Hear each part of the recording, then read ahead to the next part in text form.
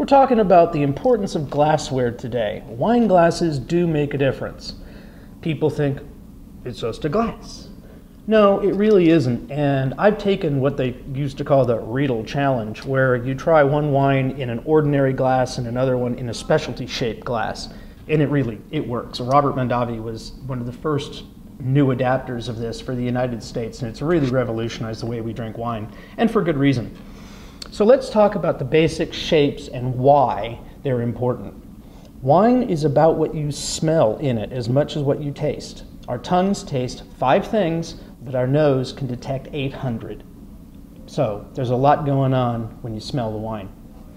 First one, the easy one, champagne. Why do we want a tall flute? Mostly because you want to preserve the bubbles and you want to watch them just come up the glass and be very pretty. Champagne has a very light nose to it, so you don't want a big surface area. You want to concentrate the nose, so when you smell it, you get that. That's all there is to it. That's why champagne goes in flutes. Moving along the scale, this is a Riesling or Sauvignon Blanc stem.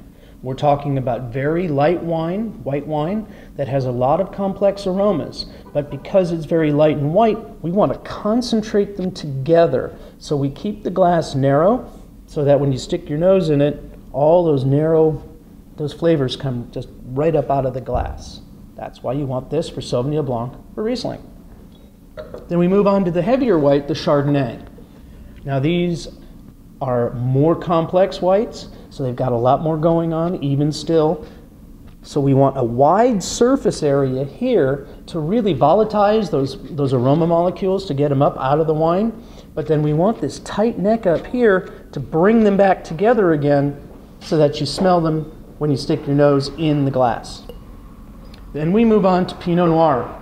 Pinot Noir is the light red, so again we want a very wide surface area so we get a lot of that aroma coming up out of the wine, but it doesn't need as much concentration, so we can leave the top a little bit wider. And then of course, Cabernet Sauvignon and Bordeaux. This guy right here. These are dense, rich, heavy wines, so you want a real wide surface area to get them up out of the wine, but you don't need a very tight neck. It'll just come right up out of the glass. Now, why do we also want hand-blown or at least good lead crystal instead of machine-made glass? Very simple. Machine-made glass is totally slick on the inside. There are no little micro holes, so the wine just slides right down and it doesn't come out.